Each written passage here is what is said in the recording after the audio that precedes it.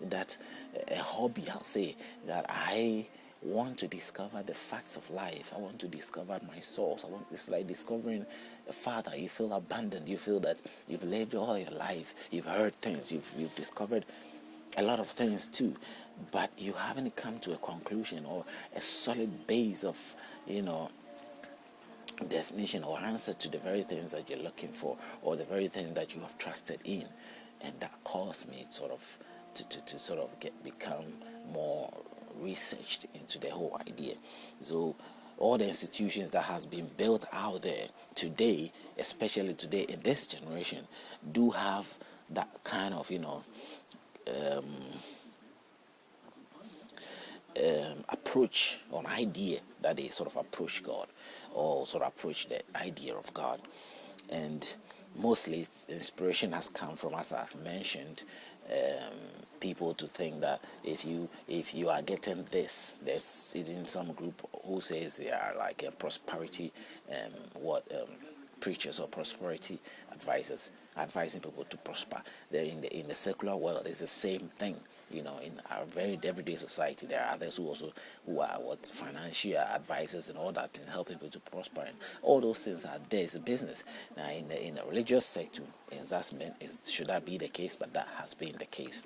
We have instances of so many of that, where institutions are built on that, because a man or a person wants to be able to sort of have his fair share of the cake. His fair share of the contribution is not necessarily a contribution, but the benefit that is in life. As we see here, as we see in these books written down, there's letters. There are so many advices. It's there to get a blessing, the blessing. You see a lot of it coming out, blessing. What blessing is it? A blessing is in the terms of what you desire. In some point also, it tells you not necessarily what you desire, but God knows what is best for you and will give you what is best for you. Those are another set of contradictions that comes out through the counseling of the books, the counseling that comes out of the books. So what I look at when I look at all these things, what I'm thinking is, institutions have been built. What are the main thing they are presenting? Whatever they are presenting is giving people the idea that traditionally, if you go to God, the benefits that will come out is these things: job, money, whatever it is. And they are giving people the second creep, or the second thought of approach or knowledge to God, which is like the already existence of what God has created around them, or Allah has created around them. It's not precisely there. It doesn't end there. There is something more that comes out. So I hope that by looking into all these things and bringing these things out, you will be able to sort of sort of be side by side with me to see that, is the institutions the problem, or is it the book that has inspired all these things? I know that it's the book. I think it's the book. The source is the book, and wherever inspiration has come from. But the inspiration has never been something claimed by even those who sort of, deliver the message as something which is coming from any other but the Almighty, the unseen God. Now, not alone will they also consider God to be a spirit. They see it as they see Him as God, as an individual of their own class, that they sort of have been lucky to sort of be picked by God, or the God that they are worshiping. But as I said, if you look at the Christian book and you talk about God, the Christian will say God. They are singularly presenting God as God, But in the text, in the word was translated from the Greek or whatever, the Hebrew, according to all that, compared to what the Islams present, is always in plural. So God is not just one. But look carefully at the text also in the books. There are so many instances where we say God is one. In the Christian book, in the Quran book, God is one. Allah is one. There's only one Allah, But yet still, the presentation of the speech, when Allah spoke to the prophet, when Jehovah spoke to the prophet, clearly the definition is always in plural.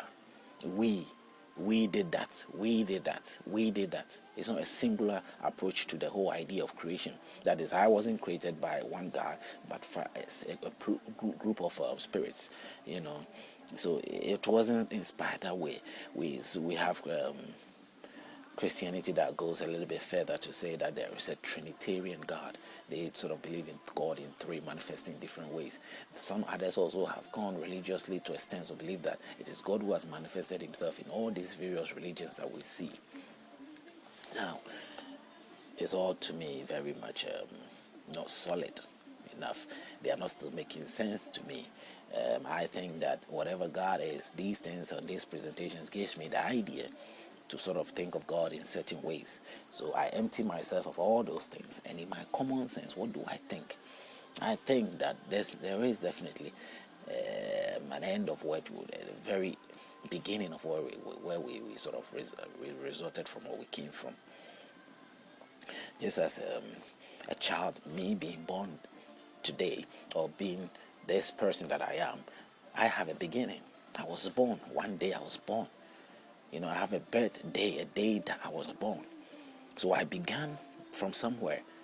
There was a very day, a very moment, a very second that I started developing. So I started from somewhere. Just as in the human race, the same way. Just as with creation, the same way. So with God also, in a sense, where we began, where creation began. Did it begin from a group of people who have built a company, like a corporate what do you call it, manufacturing job or something, like a group of people building a foundation to develop something? Is that what we should be thinking? Maybe, according to what the books present, and that's what we should be thinking. But we don't think along that line.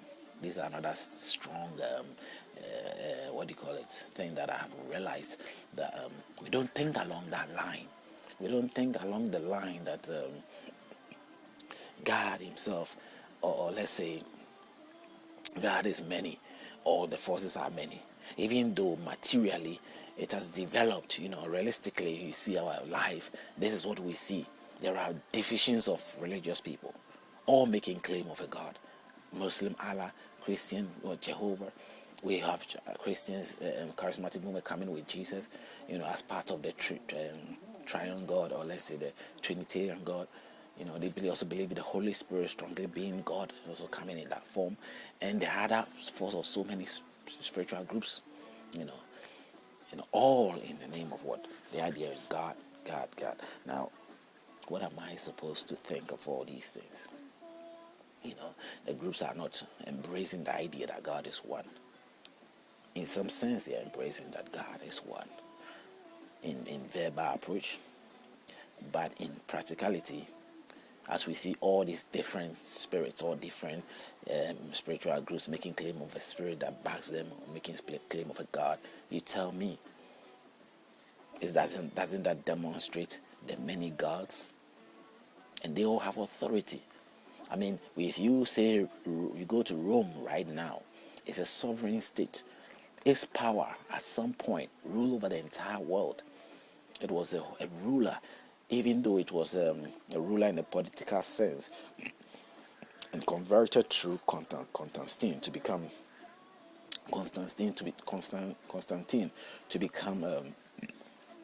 a religious group. It has maintained itself as a state, even though there are laws being propped up here and there through all the countries. Rome is excluded from all these things. It's completely a sovereign state. Rome in Italy is a sovereign state on its own within a country. I've heard rumors of Washington D.C. being a state, also within a city, or a sovereign state within a whole town or city or something of that nature.